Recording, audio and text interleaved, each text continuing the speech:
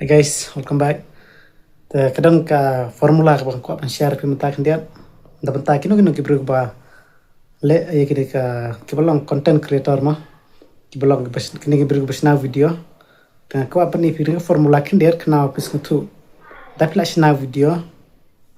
Kumno kita ki views kana views rekam banyak monetization. Ke ban poi kita ka 1,000 kenta. Kata pe kena video kan dia ngap ni directly kita ki points nomor ko apa Islam directly kita ki points okay tapi haswa apa pisna video kena no video pisna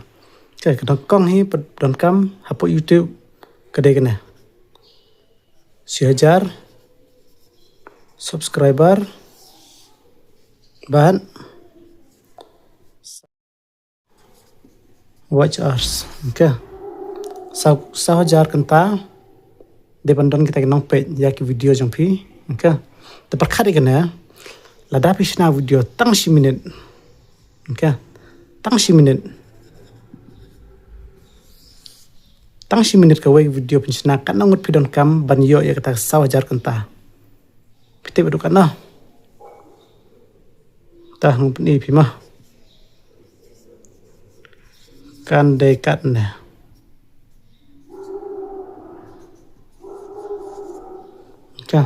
kan day arlak 1,000 views ke pinjo kata ka 100 kenta pinjo kata 100 kenta teperkan ada tang si minute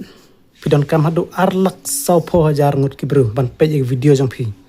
ban yo monetize kel telada pisna ke video ka ba minute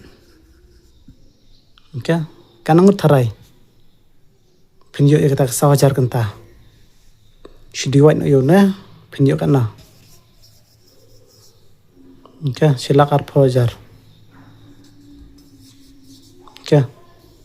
silak 4,000 kita day ka ba minute banyo kata 1,000 kenta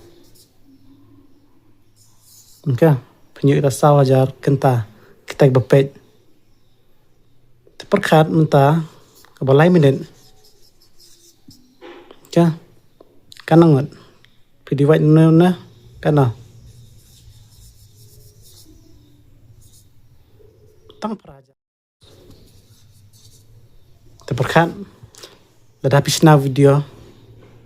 terbasan menit 10 menit lay tang kanang dan kami views dang her kadang he kita ki minit ba pisna kadang duna gina ki berubah page tapi dia pas ngothu kata lada pisna tang away ke video ke 10 minit pidon kam katna minit pidon kam katna lai minit pidon kam katna